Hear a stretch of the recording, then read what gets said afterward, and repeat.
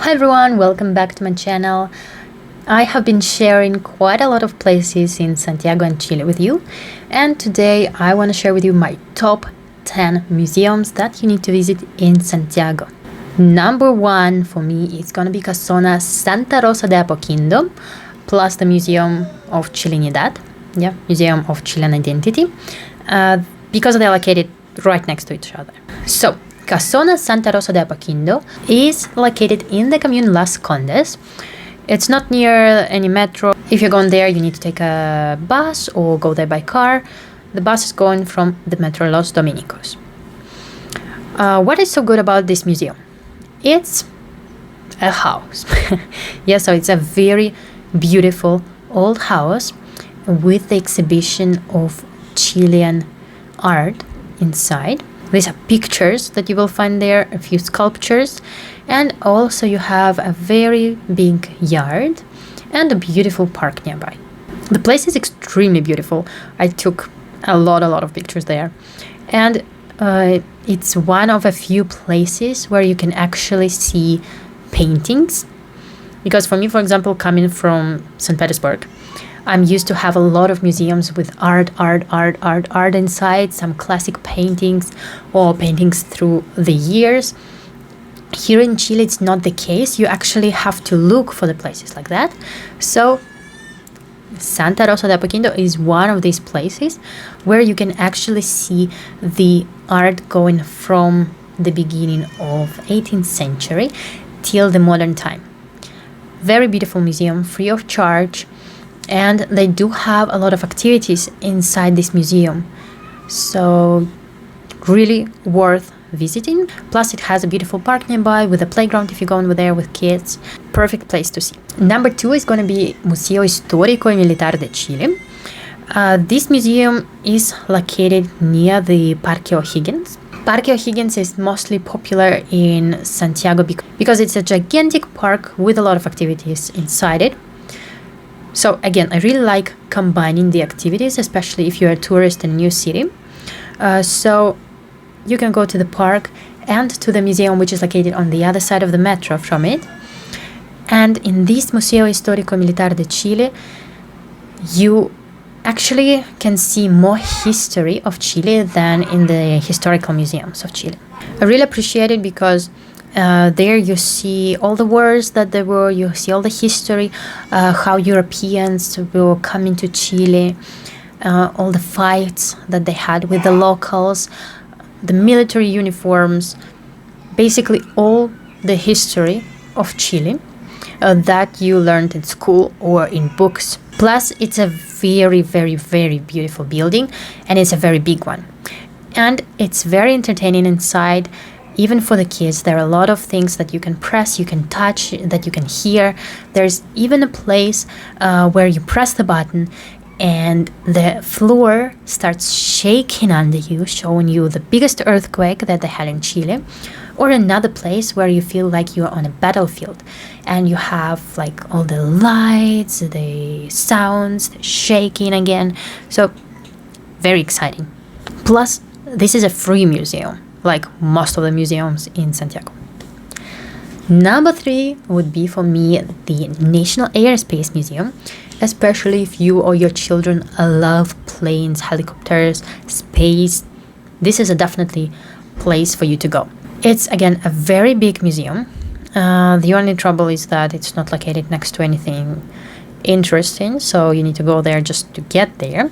But anywho, it's a big beautiful museum. You will get the history of the aviation in the world and in Chile. You have many planes and helicopters there, even space shuttles.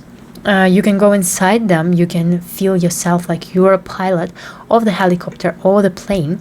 There are even some buttons that you can press inside, so you can, especially for the kids, I think it's important, you can touch everything. You adore planes, and imagine if you can go and actually be in the cockpit of the plane. That must be really cool. So yeah, beautiful museum, has a big exposition, has a place where you can go inside, outside. It has amazing views, The building itself is very beautiful. The architecture of it is very interesting. It has a lot of light. It has a lot of life in this museum. So I would definitely recommend visiting it. Museums number 4 and 5 that I want to recommend you, they are located in Quinta Normal.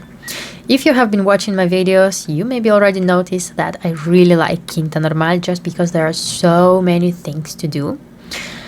So these 2 museums I really love. So first of them is a railway museum.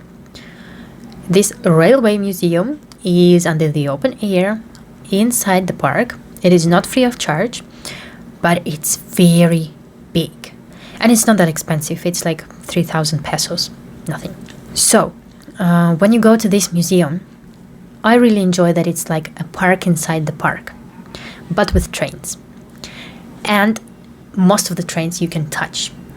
On some of them you can climb, and you can ring a bell inside one of those. You can go inside and see what it felt like to go in the trains, not only as the person who's driving the train, but the people who are actually traveling in it. So again, I really enjoy the aspect of like all the feeling, touching, experiencing things. Yeah, you can hear, see, feel, perfect. Plus they have some food inside. They have places for you to sit. They even have a lot of space on the grass where people come with families and just enjoy the view to the trains. So it's a very nice museum under the open air. And if you or your children love climbing the trains and touching their everything, then this place is definitely for you. The museum number 5, that again is located inside Parque Quinta Normal, it's National Museum of Natural History. It's not a very big museum. Personally, I would prefer to have a little bit more into it, but it's an amazingly beautiful building. It's free of charge, and it's very entertaining. You go there, you have first the history of the earth, yeah, so to say, so from the beginning of the times, the structure of the earth itself, and later you will see flora and fauna that can be found in different places of Chile. And because Chile is such a long and diverse country, it's very interesting to see all the different animals that live here. Plus it has this gigantic skeleton of the whale in the middle. My child loved it. Museum number 6, I will give you not 1 but 2 museums as an option. If you have a chance to visit both of them, perfect. If you don't, visit at least one of them, whichever is closer to you, because they're definitely worth it. So both of these museums are museums near the colonial churches, and one of them is Museo de la Merced, the other one is Museo de Arte Colonial San Francisco. I personally prefer the second one because it also has some peacocks inside that you can feed, plus it has more beautiful yard inside, with some turtles, some fish, fountain, you know, it's a very atmospheric. But if you can only go to Museo de la Merced, you will not regret it. It also has a yard, it also has a little fountain there, but it also has a very beautiful exposition of art. All of this is going to be art connected to church, religion, and colonial times. So these are like one of the oldest museums that you can find in Santiago. They're very beautiful. The architecture is beautiful. The yards are beautiful, and the art is beautiful. Definitely go visit them. They're not free of charge, but they are super cheap. So just come, relax there, especially if you're coming in summer. Both of them have a lot of shadow, so you know, just come enjoy it, please. Museum number 7 is going to be Santiago Fire Museum. This is also not a free of charge. However, it is a super cool museum, especially if you like history and firefighters. Both of them combined inside this museum, plus a renewed exposition, all the materials that again you can touch. Like for example, there are some boxes that you open and you hear some sound, some music, or something starts moving. Children can even put on the firefighter uniform, and they have a separate place there for kids to read some books, draw, do some activities. They have a beautiful yard outside that is free of charge if you don't want to go to the museum itself. So it's a very beautiful exposition in a very beautiful building again. I guess you can already tell that I really like old beautiful buildings. I admire architecture. So for me, having a museum inside this kind of building, it's like a double win. Museum number 8 for me would be Museo Histórico Nacional. This is not a museum where you can take videos, unfortunately, so I won't be showing you a video of it. But I did take a lot of pictures there.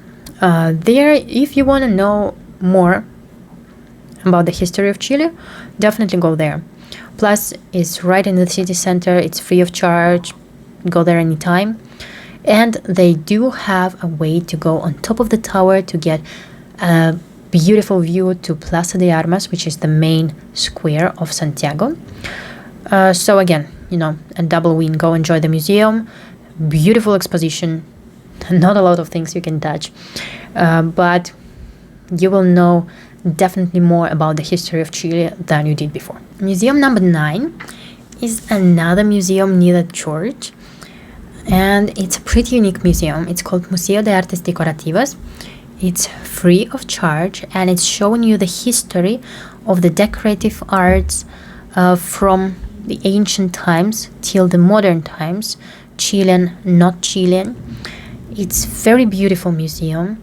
They have just these precious little objects, and they have like hundreds of them, so you can spend there a lot of time just admiring each and one of them. Plus, because this is a museum next to the church, you will see a beautiful cathedral, a beautiful yard, plus it's near Cerro Blanco, and if you have seen already my videos, there you have a nice park where you can go. So, again, this combination of park and museum. And it's just a very beautiful, unique for Chile museum that I think you should definitely see. And the last one on my list is going to be more for people who enjoy history and presidency in Chile, because this one is Casa Museo Eduardo Frei Montalva. The house is almost exactly as it used to be during the life of Eduardo Frei Montalva. So you can imagine that you're going like back in time when you go inside this museum. Of course, they had to redecorate, renew a little bit so that it's not a house but a museum already. But all the objects inside are original. And you can see how people and how presidents used to live in that time. And another bonus for me personally is that this Casa Museo is located in a very, very beautiful neighborhood in Providencia, and it's free of charge. So if you're walking around this beautiful neighborhood, then you go inside one of the houses, go back in time, enjoy some history lesson. They will give you also a tour inside it. Imagine a guided tour that is free of charge, telling you in English or in Spanish everything about the life of Eduardo Frei Montalva. I think it's a perfect opportunity you cannot miss. Plus, again, there are quite a few parks next to it, and if you don't enjoy really the architecture or some cozy neighborhoods, you can go to the park after visiting the museum. I know that many suggest the museum of Museo de Arte Precolombino, that is also located here in the city center, but personally, I was not impressed. Let me tell you why. Well, I came here when COVID just went away. They had only one room open. Now they have like 2 rooms open. And you spend 1 hour of a guided visit inside this room where they explain you every single object and in Spanish. For me, as the person who came there like with a child and not knowing a lot of Spanish, it was not that interesting and exciting as the other museums from my list. Maybe you feel different, then definitely go for it. And also the same I feel about the Museo La Chascona, where Pablo Neruda lives, lived. People put it like one of the must-see museums of Santiago, but again, it's very expensive. You get an audio tour. You cannot take videos. There are usually a lot of people, and you can't even ask questions to anyone because it's audio tour. So I don't know, I think it's a little bit overpriced for what you can find inside. And if you want to feel the old times, so to say, or how people lived in old times, go see this Casa Museo Eduardo Frei Montalva, and I would really suggest going to La Chascona only if you are a real fan of Pablo Neruda and you want to see how he specifically lived. So these are my top 10 museums for you in Santiago. I really hope you enjoyed my list. If you have some different museums that are your favorite, definitely tell me in the comments, and I'll see you next time.